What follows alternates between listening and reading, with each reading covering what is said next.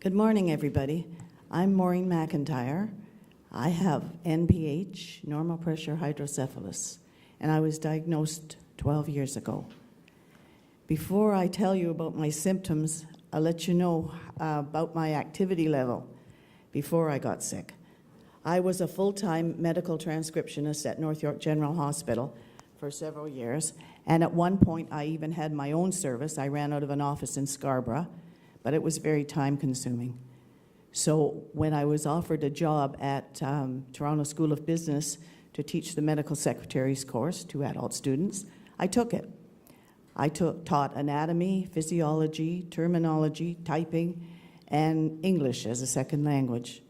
And it was a good job, it was fun. But my husband became ill while I was there, and I was teaching on a contract basis.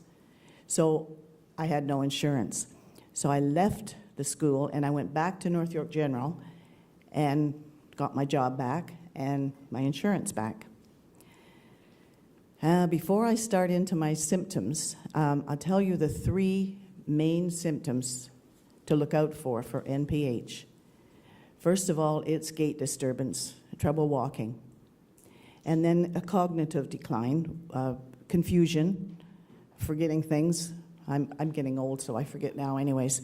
But that's the second symptom. And then incontinence, but nobody's going to tell you about that one if they have it. So you can look out for the other two. When I got back to North York General, year and a half later, my husband passed away. So I was 58 years old and a widow, and I thought, I'm just going to stay here till I'm 65. It was a good job, and I liked it, so I thought, I'll just stay and work here. Well, that was my plan anyway. And then the symptoms started. They started in my feet.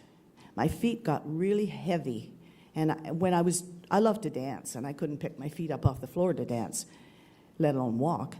And then I started tripping. And my symptoms from beginning to end were 5 years, so you can see it's a gradual decline. From when I first started with the heavy feet and the tripping until my diagnosis was 5 years. When I started, I was walking along hospital halls holding onto the wall because I didn't want to fall. I never did fall in the hospital, but I felt like I was going when I tripped a lot. So my doctor had already sent me to 2 neurologists at this time.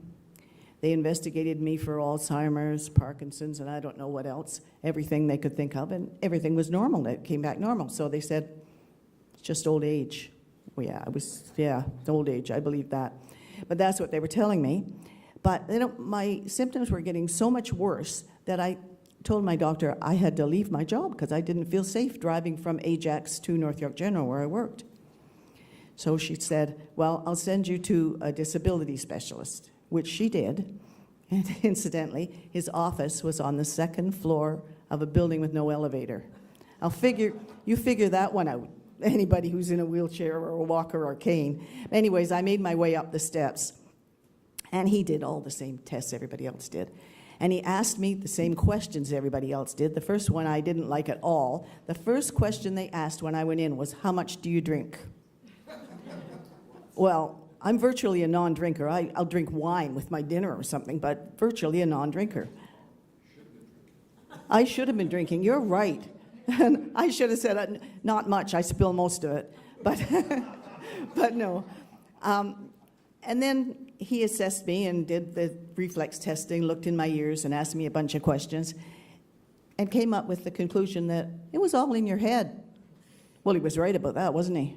But that's not what he meant. He said, it's all in your head. And of course, my disability was not allowed. I didn't get any insurance. But I left my job anyway because I didn't feel safe driving to it. And then when I was at home, the decline continued, and my feet felt like they were in 2 big blocks of cement. I couldn't pick them up to walk, so my walk became a shuffle. You've seen that before. You shuffle along, and I was falling all the time, but always backwards, with no warning, nothing. Just I'm standing there talking or doing something, and then I'm on the floor. No, I had no idea why. I didn't lose consciousness, nothing. So I got myself a cane, but in retrospect, I should have got a walker because a cane doesn't help you when you're falling. Then my cognition was all, I was a medical transcriptionist for years and taught English. I couldn't even understand what the doctors were telling me when I was going for my appointments. My son, who's here today, was driving me to all my appointments because I wasn't driving anymore.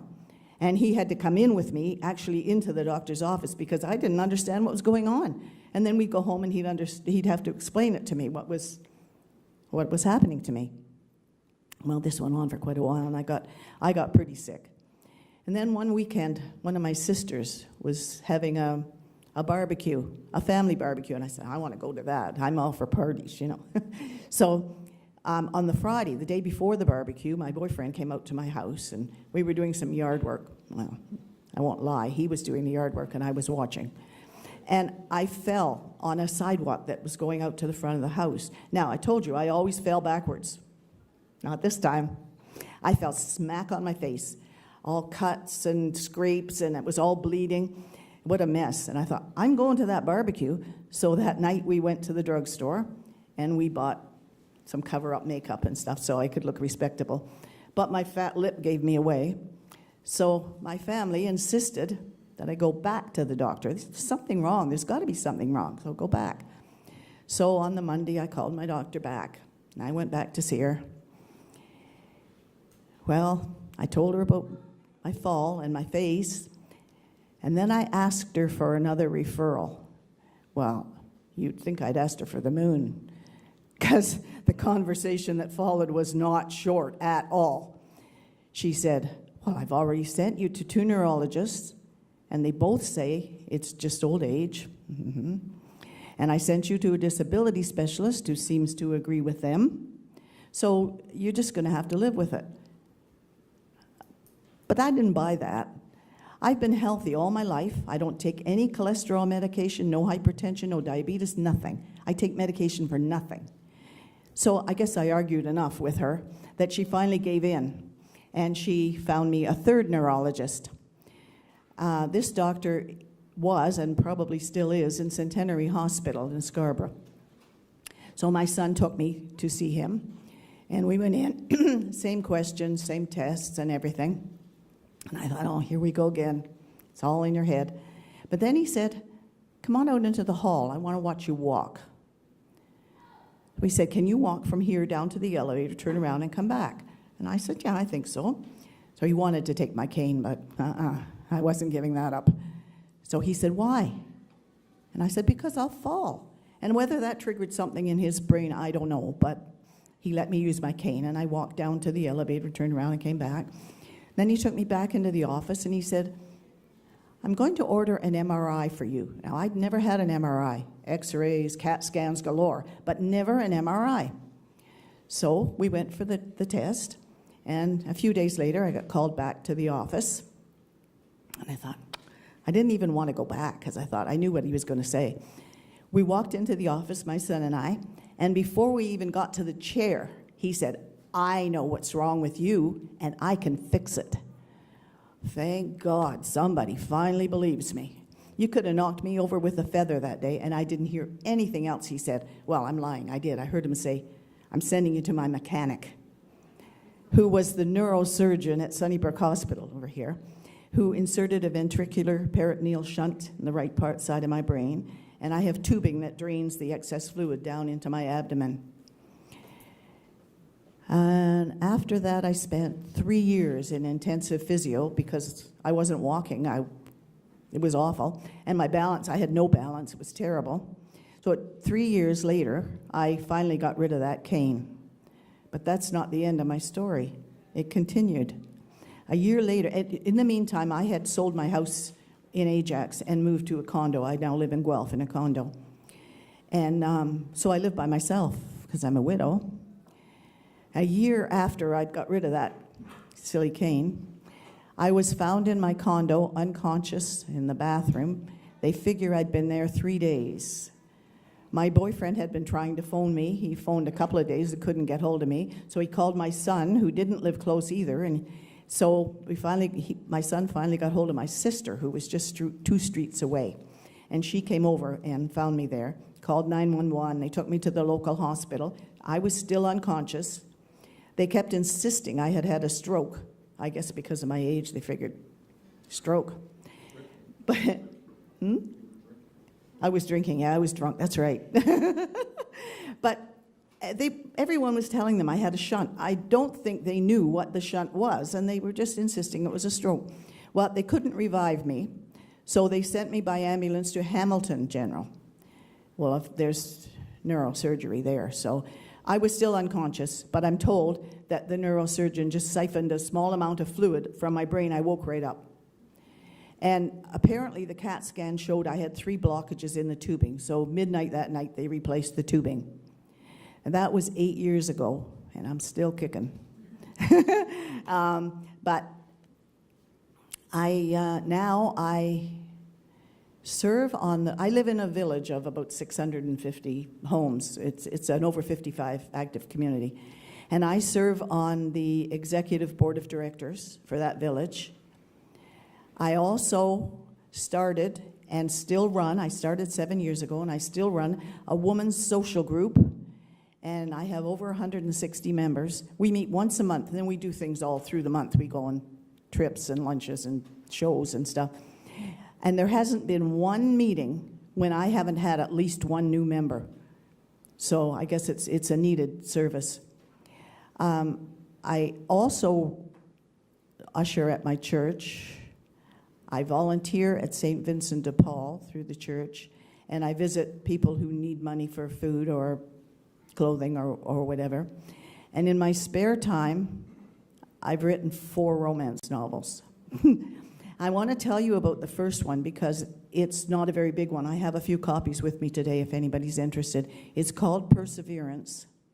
And it is a fiction because it's a romance novel, so I made it all up. But I gave my main character NPH, and all her signs and symptoms, treatments, tests, and everything are what I had.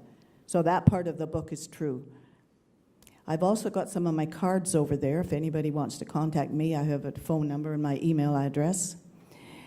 And before I go, I'll just tell you about, I occasionally write little pieces about NPH.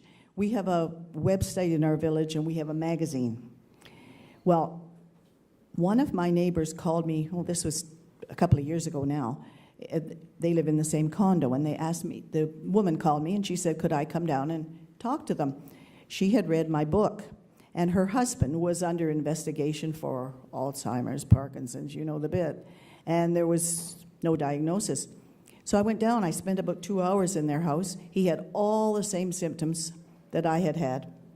So I said, take my book to the doctor next time you go. So she did.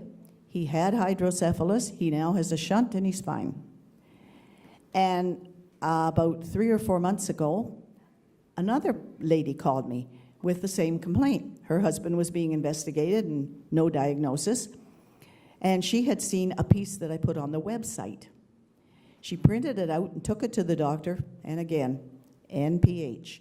And he's being operated on October or November. He doesn't have his date yet, but anyway, I've saved 2. I'm going to put another. Thank you. And I'm working on, my son's taking pictures today because I'm working on another article that I'm going to put in our magazine, and I'll put another one on the website and see who else I can conjure up. Because they're all the people in my village are all over 55, so that's the age when they're not looking for hydrocephalus, but we have it. So thank you for listening to me today. If I can answer any questions, I'd be happy to do so. Yes? I want to understand, so were there headaches heading into this? No, I had no headaches whatsoever. No. Good question, yeah. I get asked that question all the time. No headaches with it. Yes? You ever had a blockage in your shunt? I had the 3 blockages, yeah, and they had to replace the tubing. The shunt is my original shunt that I had put in 12 years ago here at Sunnybrook. But the tubing was replaced, yes, once, and I hope not again. Yes? Do you travel? And if so, do you have any form of insurance? I travel all the time, 2 or 3 times a year. I've been to Europe 3 times. I go anywhere where I'm invited to go. And no, I don't have any trouble getting insurance because I tell them that I have hydrocephalus, but I don't take any medications, and I haven't been investigated. You know, with this, there's no checkup, there's nothing. So I haven't even seen a doctor for it in 8 years. So I have no problem getting insurance. I just get it from my local bank. No problem at all. Yeah. Yes? Is your shunt programmable, or is it? No, I don't do anything with it at all. So I guess they programmed it in the hospital and it's just there. Yeah. Okay, thank you very much.